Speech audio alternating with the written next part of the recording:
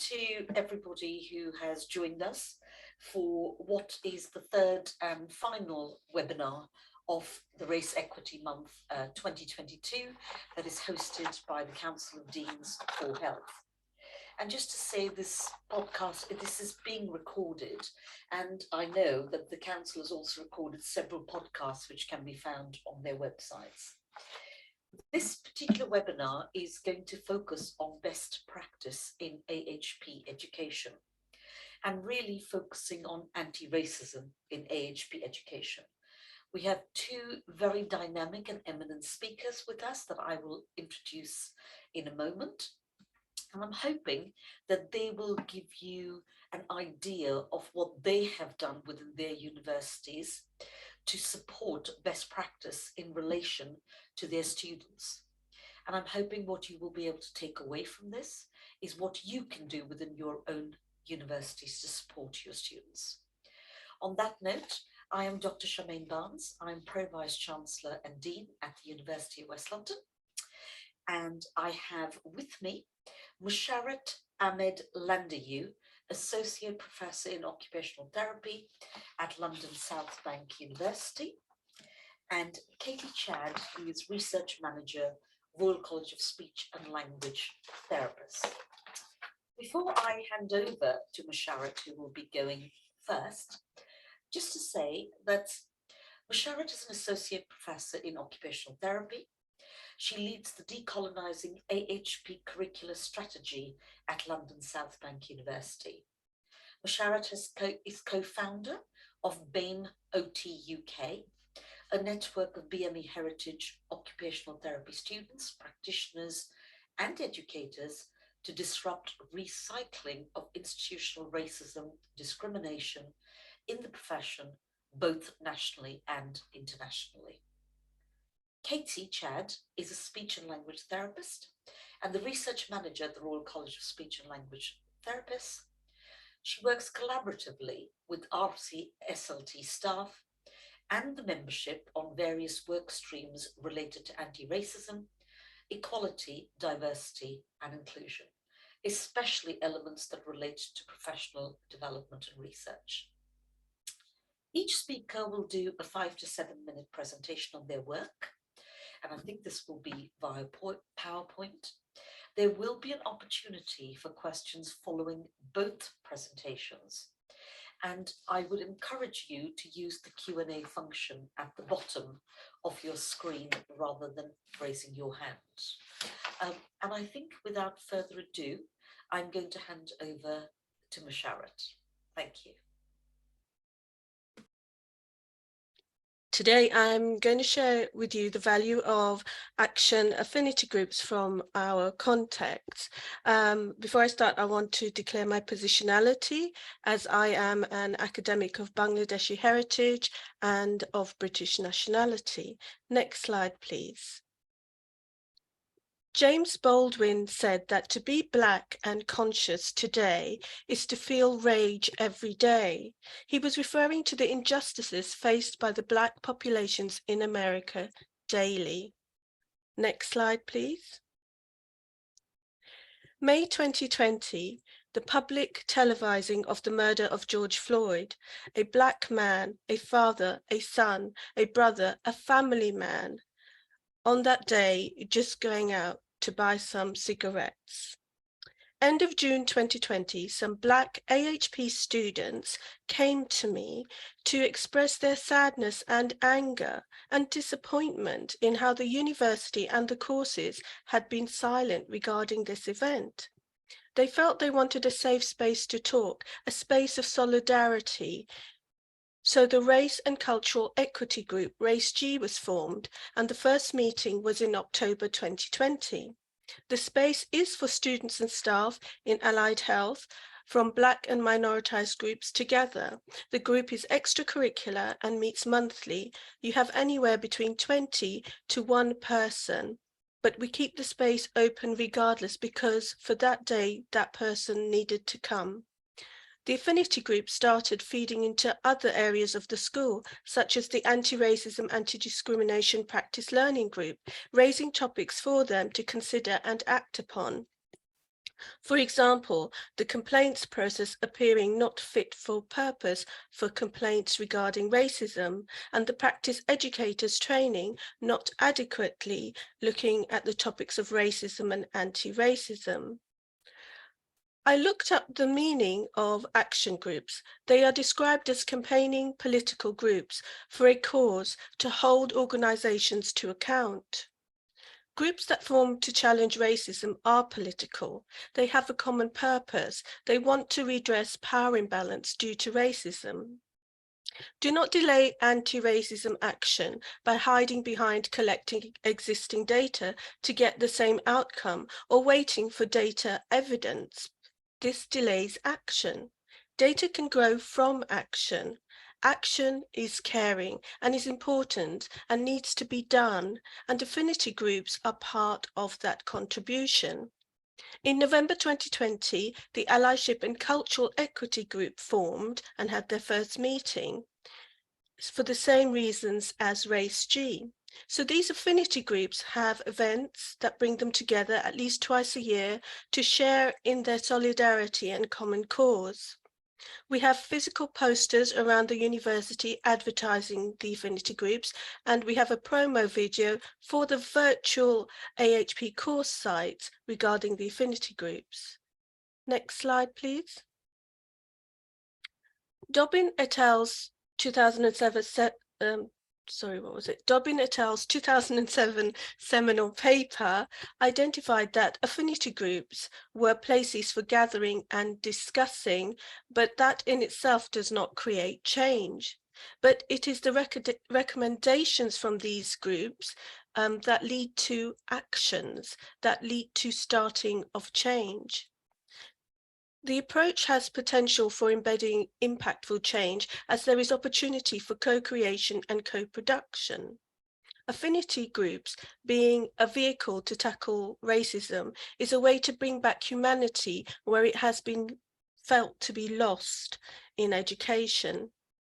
Because you may have thought you were doing all the right things, that is, you were being effective, but we all are feeding the efficiency machine, which does not mean we are necessarily effective. Next slide, please. So I am thanking you right now, but I'm going to go on to a next slide that I'm going to share, a voice of a student who's commenting on her Race G experience. Main reasons why I decided to join the group was because it was one of the constructive ways to be able to deal with the aftermath of what happened with George Floyd. And I was delighted when the email came through, and I just jumped at the chance to reply. I thought I have to make that meeting just to see what can come of it, see what's possible. And I came with a mindset of looking to listen and share, but also to offer support to others in the group. And also I had the hope that we could join forces with others to be able to share and work collaboratively. And lo and behold, there was like-minded people in the group that were thinking of joining forces with the other affinity group, which was where the allies will come together with us and have joint events. So that has been great to be able to learn in a different way and to find ways forward with constructive and collaborative conversation. It's been brilliant.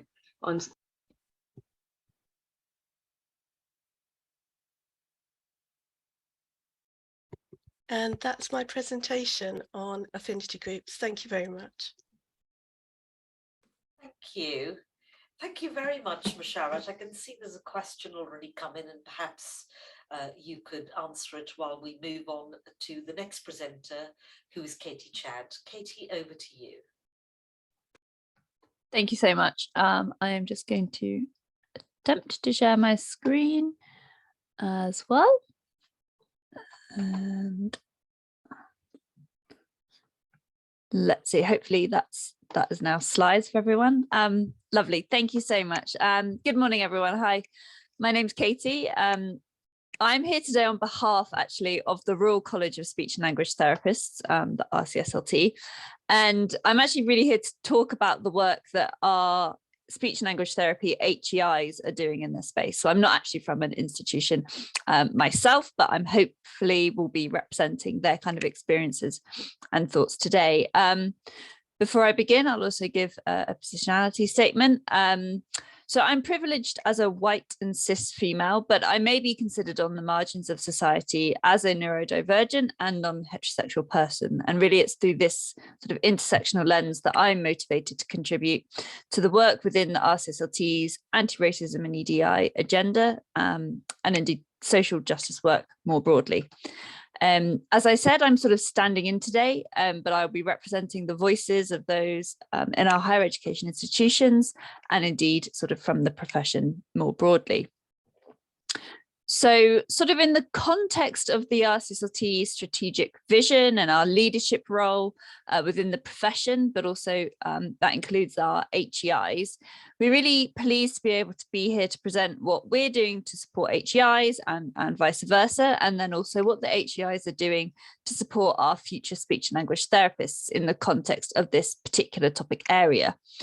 So just to set the scene, the RCSLT has this year launched our new strategic vision, and for the first time we have a complete focus area on anti-racism, equality, diversity and inclusion. I've picked out some of the kind of key bits of our aspirations here relevant to this talk, but we're also embedding all of this throughout all of those other focus areas, which I won't talk about today. But just to give you an idea that this is now, well, has been, but is officially now a real priority for the RCSLT, and that extends to our student population. So we work really closely with our HEI colleagues to exchange information on various different challenges, also co-producing solutions, working together to really create change in education practices, as well as the profession and the practicing profession as well. So we have a really open and ongoing dialogue with HEI leads, and this really has brought about a lot of the work that's been happening. So just a few examples of what we've been doing. So created with our members, the RCSLT does provide open access resources and training materials specifically on anti-racism. This was developed from a workshop that we held with the whole profession last year, but these are all now available and open access. And we encourage our HEI leads, tutors and students alike to really engage in those materials. Together, we also run different careers promotion campaigns. Part of this is especially focused on raising the profile of students and speech language therapists of colour in particular, but also with other underrepresented characteristics, for example, those with disabilities or from the LGBTQIA+ community. With our higher education institutions, we've also together created a joint statement which is signed off from all of the HEIs that are training speech and language therapy for pre-registration courses. And this really shows our commitment to students and the profession with regards to how we will support them and support the profession to be anti-racist and considerate of all sort of EDI issues. We've also revised our raising concerns guidance, which now has specific focus on how to raise concerns about racism. And again, a specific element of this for students on placement, because this was coming out as an issue and this has now been developed and is available for all and is continually signposted to students. With our HEI leads, we've also co-produced sort of an audit framework for module leaders or tutors to use to really have a look at their teaching and learning materials or approaches, even their objectives, with regards to how different people or different races, ethnicities, cultures, however you want to divvy things up, to make sure that the different modules and things are kind of representative and appropriate for all. So now I'll just give an actual, overview of the activities and the practices that we're seeing come through from the HEI. So this is kind of an overview of lots of different things, I suppose. So I won't be talking about one thing in detail, but I'm sure you've had some great motivation from the previous speaker. So with regards to curriculum and teaching, there's lots of things going on. I'm not going to talk through all of this, but there is a lot of work going on around decolonizing the curriculum, but also just to draw attention to a few kind of specific modules of relevant to our profession of speech and language therapy. So things like linguistics and phonetics, there's lots of work going on to really change that up and ensure that that is not penalized. Speech and language therapists are not being trained to accidentally penalize people who may use different kinds of dialects of English or other kind of things like that.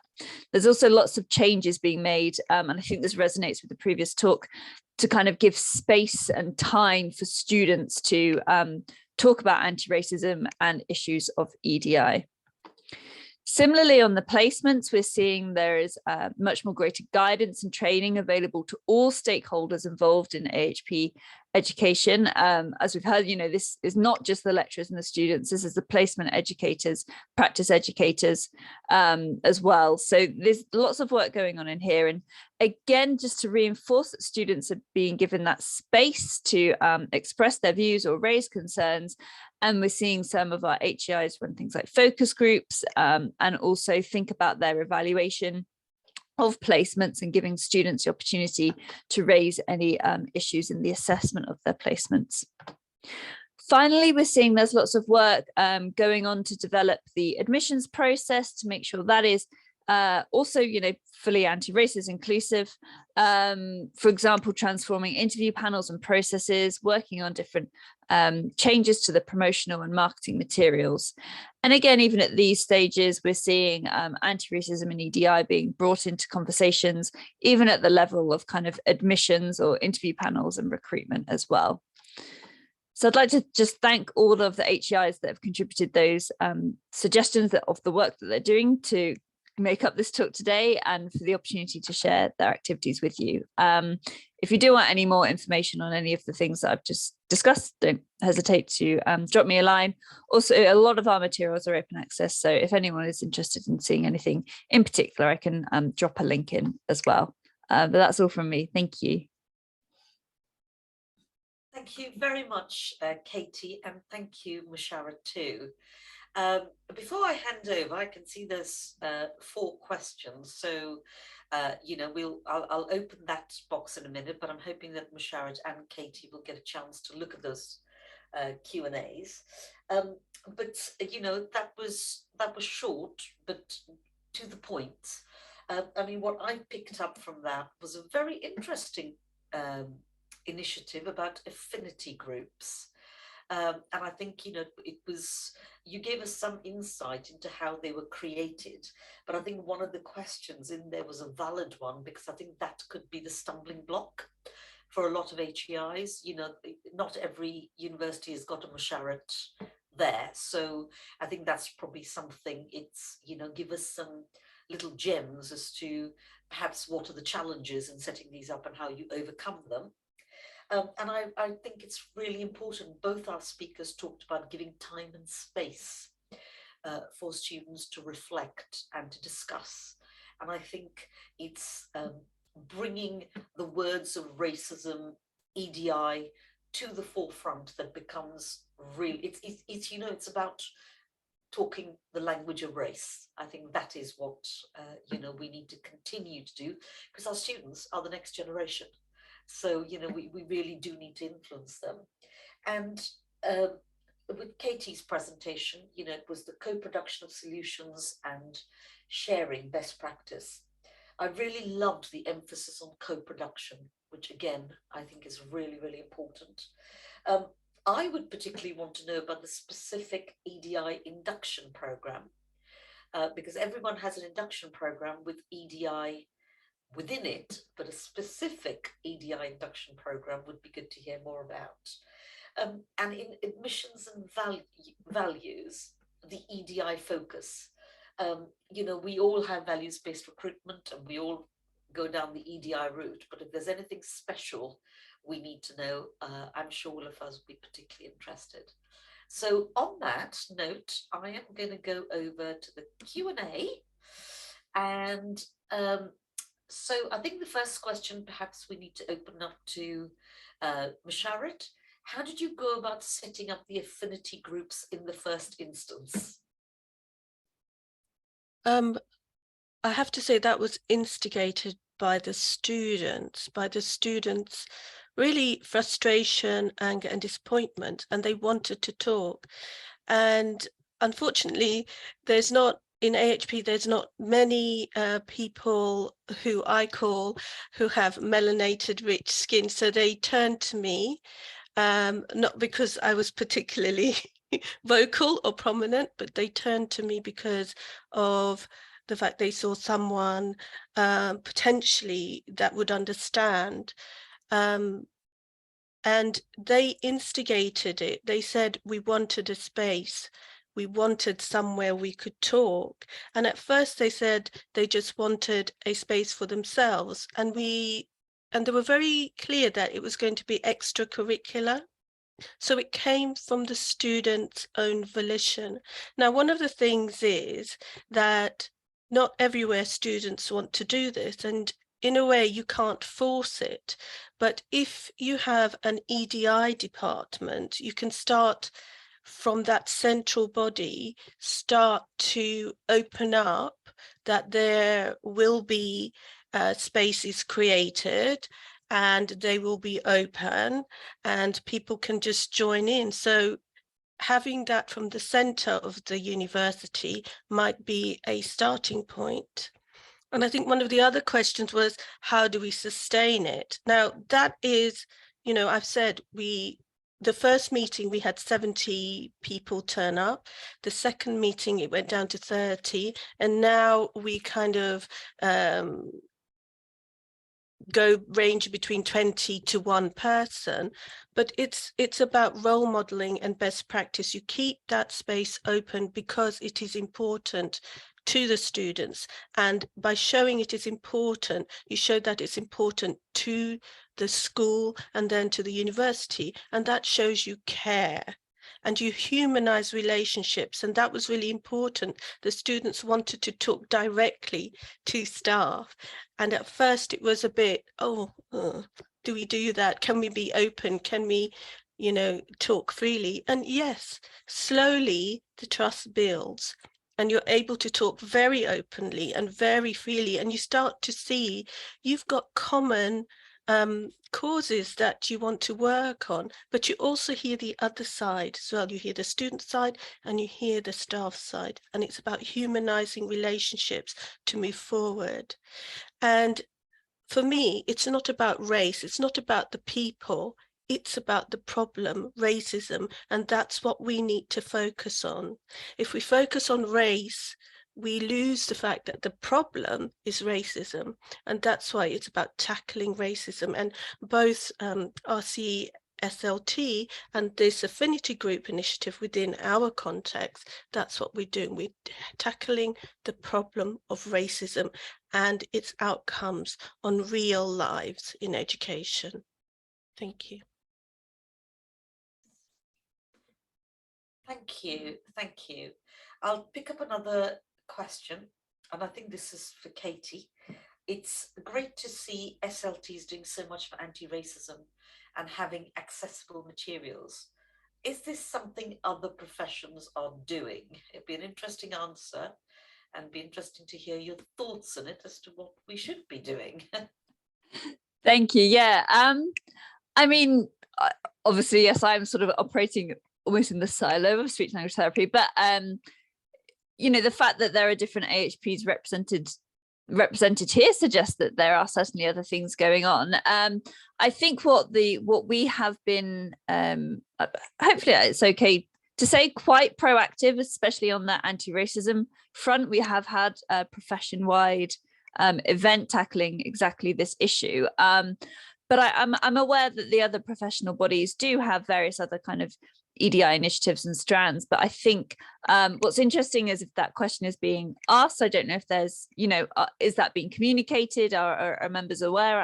I'm fairly confident there are other things going on, but I also, you know, I'm humble, but I think we can say with some confidence that you know, we do know we have quite a bit going on at the RCSLT, but like the person who asked the question, or Charmaine, I can't remember if you'd said it, but all of our resources are open access. We're very aware that, you know, all of this work is likely useful, or, you know, impacts all AHPs.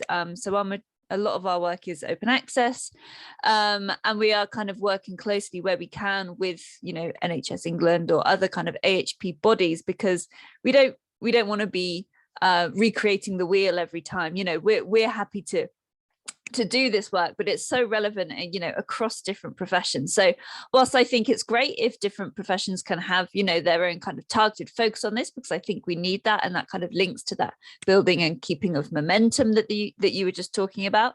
I think we also need to embrace kind of learning from each other, and you know, seeing if one profession is leading in something, you know, what can we learn from them? And that's something we're also really, you know, kind of keen on at RCSLT as well. So if anyone, you know, maybe attending today is aware of those things that your professional body are doing, then I think let's celebrate and shout about all of the work going on and see where we can learn, and this is all about sharing best practice. So yeah, I think that's something we can certainly do more of. Thank you. Thanks, Katie. Moving on, interesting, one thing I often hear from my students, I just lost that, the screen just jumped. I think what the person was saying is we hear from our students about the lack of role models within the institution and few people of colour within the university. I'm not so sure about few people of colour. Do you have any of the speakers have any suggestions about how to address this issue? I imagine it is common throughout the UK. Do you mind in both of you if I just take this initially, and then I'll come back to you? So it's interesting.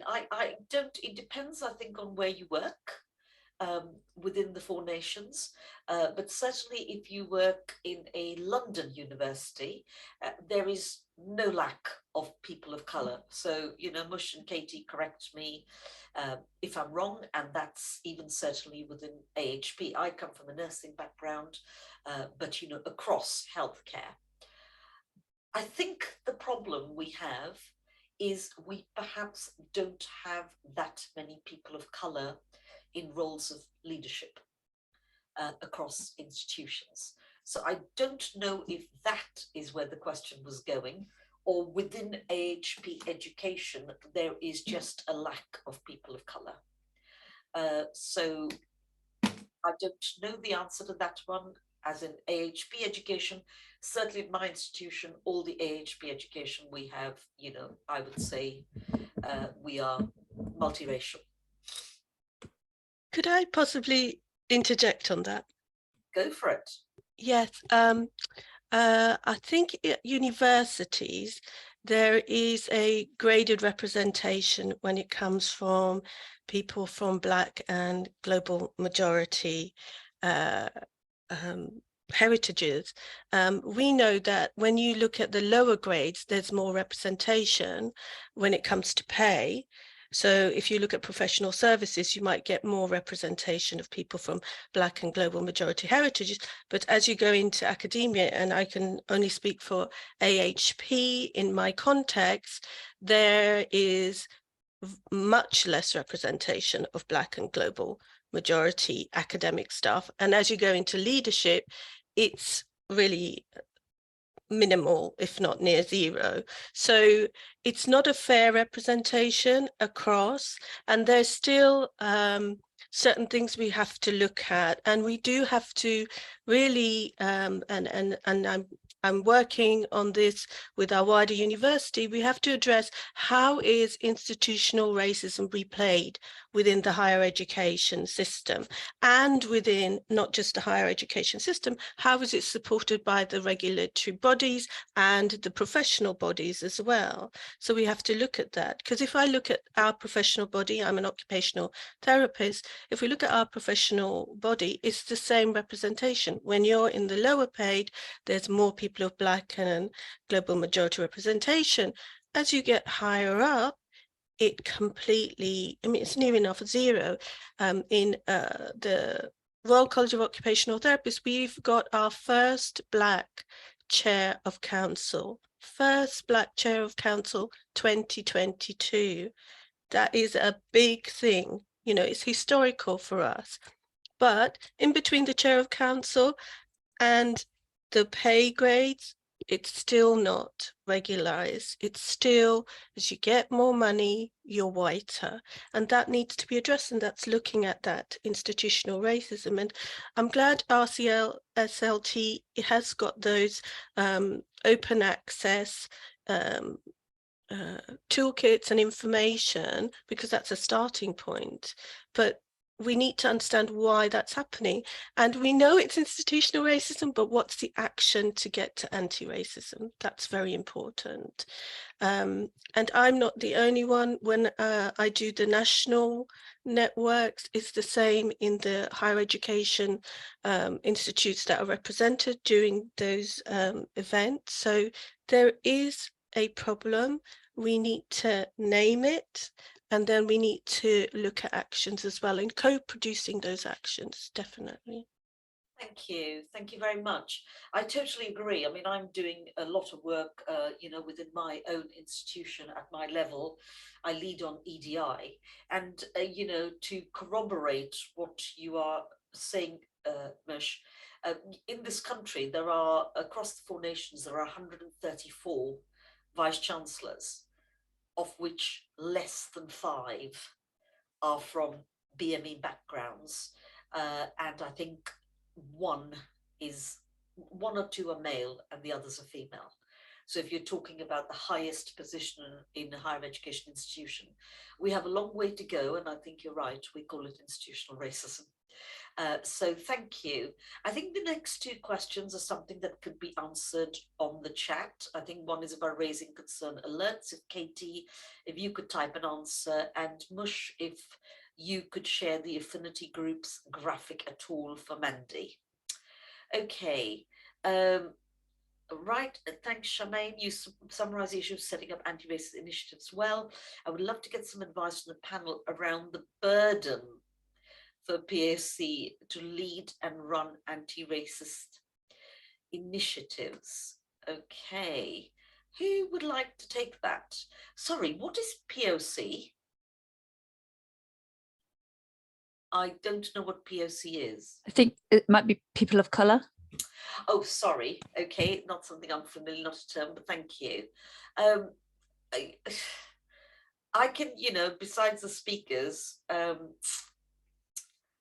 I think what Mush was describing with the formation of the affinity groups is literally where you need to start. You need to have something I'm just talking from my experience, you need to have something you believe in. You've identified a problem. You co-produce with the people who are interested, who it affects, who have a vested interest. As equally important, I think, to get allies and, you know, work out what is it you actually want. I think if you have got senior leadership that is particularly focused on EDI, they may be the people to bring in as your allies.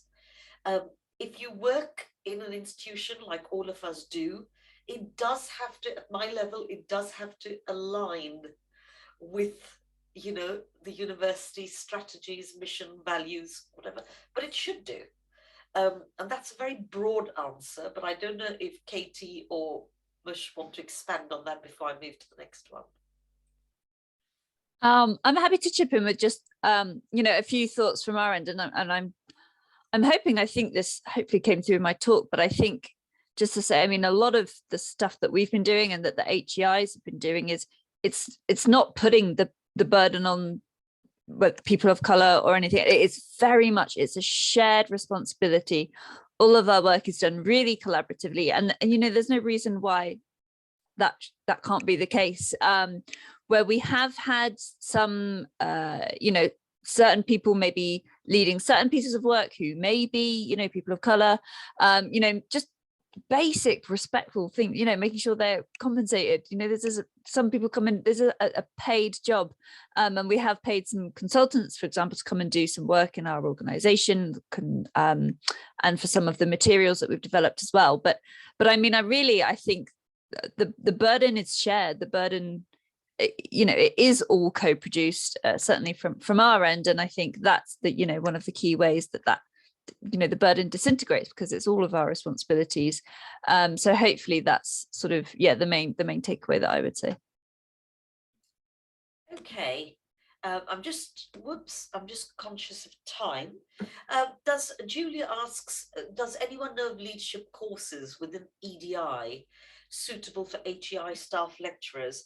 Immediately, the one that I would actually refer all of you to who are on this call is look at Advanced HE, because if you're a member, you get a lot of information and training free. And I certainly know that that is one of the strategic intentions of Advanced HE. But I don't know if anyone else has got anything. Maybe you could, Katie or Mish, maybe you could type an answer for people, if that's okay. Mandy congratulates you, Mish, to say absolutely, it's not about race.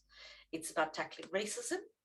And I was interested to hear that Katie started with a positionality statement. I'm a privileged white CIS woman who's neurotypical and heterosexual. Okay. Carla, I want to get white students on board, but have interest mainly from minority students when I try to set up spaces and discussions. Any thoughts on how to encourage action by those who do not feel affected by racism? And given, Katie, what you've just said, maybe you should try taking this question. I think it's about allyship. How do we generate that allyship? Yeah, definitely. So I think, I don't know about particular examples, but I know, for example, some of our HEIs are doing specific sessions on allyship and what is allyship and what does that mean. I think one of the most, possibly one of the not most simple, but kind of easiest ways. One of the things that we had featured in our profession-wide workshop on anti-racism last year was doing, I can't remember if it's got like a proper name, but it's like the privilege checklist. So a whole bunch of statements, and you kind of, I don't know, you start with 10 and you see how many you're left with in terms of really getting that introspective checking your privilege. And I think that is a really powerful way, and students are doing this as well, to kind of get people thinking about their own privilege, because maybe there's something within recognizing that, then it might provoke the kind of action and allyship. That's quite a particular example, I guess, but I think that's quite a powerful exercise that we've had a lot of feedback on one of our members who presented that to the profession. It's interesting, I think, because I've seen that there's another comment around kind of a person who maybe isn't Black or a person of color and wanting to get involved in that stuff, but maybe feeling that they're unrelatable, I think someone says. So I think these two are kind of related, because we want it to be shared and we want it to be relevant and representative for all, but maybe there are some mixed feelings around how we can be good allies. And there is lots of materials out there as well on allyship, not from the RCSLT specifically, but I do think real education about that principle, about checking your privilege, is probably a really good place to start. Could I interject, if that's okay? Of course you can. Yeah, so there's something around, I kind of stay away from the idea of privilege. I have privilege, I'm paid, and I've got a job, I can pay my gas bills and all those kinds of things, so I'm privileged. So for me, it's about something in critical race theory, it's called interest conversions, where actually when things matter to all of us, we will act on it. And there's lots of literature on organizational transformation and the concept of mattering, because when things matter, they get acted upon. And this is where I'm always trying, when I'm going into different places about change, I'd really try and listen to what matters to people. you know, what is it? There's people in front of me. What am I hearing? You know, and I try and reflect that. Being an occupational therapist, I try and reflect that back to the people in front of me, because as soon as we understand a starting point of mattering, that's the starting point of action or change. So find this place where you've got a commonality within this construct of anti-racism work. Where do you want to start? What matters? That's really important, this interest convergence. It's an interesting point that you make about interest convergence and mattering, because I think that feeds very nicely into a question. I understand the concept, Mush, but I think, you know, someone asks a very relevant question is, you know, I come from a position of leadership within a very privileged position of leadership within a university, and someone is rightly asking that question. How do you get all this to matter to someone who's in senior leadership? And for about 5 minutes, I've been thinking about that, thinking, you know, for me, I feel it's very natural, but then, hey, you know, I have an interest and it does matter. And I can only share that it's through, do I dare say, yes, it is through my voice that I have got other people in senior positions at the University of West London to show within our institution that we all have an interest and it does matter. But I don't know how to answer that question across other HEIs. And it may be as simple as banging the door down, but I don't know. Katie or Musharrat, any ideas? It's really important that we get people in power to talk to people in power higher up. So you need to create alliances and co-conspirators. So like you, Charmagne, you're interested in it and you've got access to people higher up. So if we can join forces, like in your institution, you join forces. I have a wonderful boss. I'll say her name, Rachel Picton. She, you know, she started off slow, but she gets it. She's got access to other people. Then that connects up our students, me, other lecturers, and, you know, and that's how we've slowly started to snowball. We've got Tony Moss, Professor Tony Moss, and Professor Deborah Johnson. They're also coming in. They're higher up to Rachel. So, you know, it's that because of creating allegiances and also embedding it so that, Charmagne, if you left, it would still carry on. And that's the important bit about the sustainability, because what you don't want is a leader that holds it all together and it's all central and pinned to that leader. When they leave or move on to another organization or retire, it doesn't all fall apart. And it's creating those alliances, and, you know, in the literature they call it co-conspirators of change. That's me. and it's keeping that going so that it's the end point is to create a sustainable transformation so that things don't fall apart or go into crisis when people leave, or a demand is a bit different than usual. You can still work on it because you've got enough people and there with you. There is a wise, there's some wise words in there. Something I have learned and I would share with this group is, this may sound a little bit negative, but it's not. It's from experience. Channel your passions and what you believe in, but work within the frame of an institution, the framework of an institution. Otherwise, there will be a tendency to drop off. Does that make sense?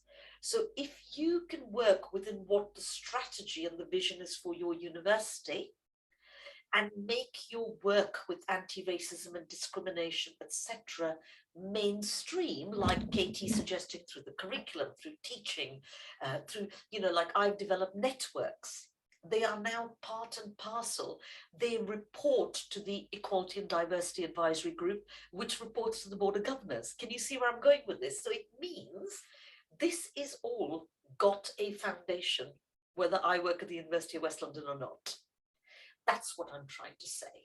Otherwise, you run the risk of creating a group, an affinity group, a network, an initiative that is marvelous, but it stays at your level and it never embeds itself. That's just a piece of advice from hard-learned experience. I can see Deb Wilson has just sent us a link that might be worth exploring. Okay, I think we've answered that question, and I think that is all the questions that I can see on that chat. We have still got about 9 minutes left. If anybody else wants to put in a question, please do. I'll give you a few seconds.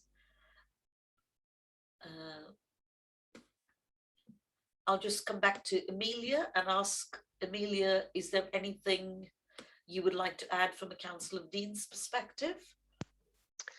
I'd just like to thank everyone for being a part of this webinar. I think it's been really great to hear all your input and giving really comprehensive answers to all the questions.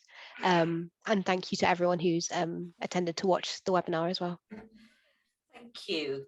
Thank you. In which case, I just want to say again, thank you so much to Musharrat and to Katie for sharing that with us. And I'm really glad the focus was AHP education, because in the world of healthcare, I do know that nursing tends to get a lot of press rather than, you know, everybody else. So that was fantastic.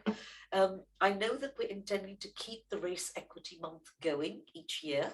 So hoping we'll come out with something equally creative next year. And for those of you who don't know, we're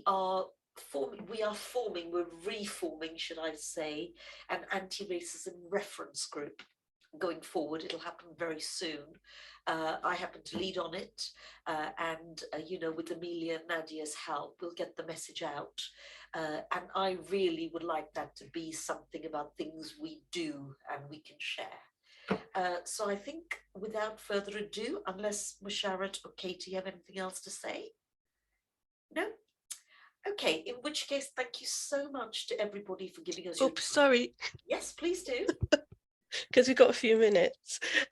I just want to say things around admissions and EDI, and it's really important if we're going to change the landscape of representation that we think about being different and doing different and not tweaking and thinking that it is different. For example, challenge yourself. If you've got recruitment, whether that be staff or students, share the questions that you're going to ask, because you will get a better quality answer, and the questions that you ask within that interview will also showcase to you which student actually does know about this or which staff knows about this. So that's really important. Don't hide things, because that's the reason that things don't change, is because we're still holding on to the old power issues and we need to let go of some of that. And also to have a look at job crafting. You know, Charmaine, you made this really important point that you need to work within the framework of the institution, and that's true. You know, that's legal, contractual things happening within the institution. We can't change those, but you can craft different ways of working, and job crafting is a theory, a construct that helps us see things in different ways from the people that are within the institute, from their goals and aspirations. You can change processes, you can change policies. So that's another thing I will say, do have a look at job crafting and changing how those relationships, policies work as well. Yeah, and keep thinking about racism and anti-racism. Don't make it a people problem, because it's not a people problem. Thank you. Absolutely. Thank you so much. Thank you. I can see someone has just put up a valuable link there. Worth noting, the Embedding in Practice Educator AHP training, the anti-racism part. And this is perhaps something for Amelia and I to take away. Amelia, AHPs are doing a hell of a lot in this area. And I think we probably need to tap a little bit more into this. I'm definitely taking note. On that note, thank you so much again to everybody. Be well, stay safe, and I'm sure we will talk again soon. Take care. Bye-bye.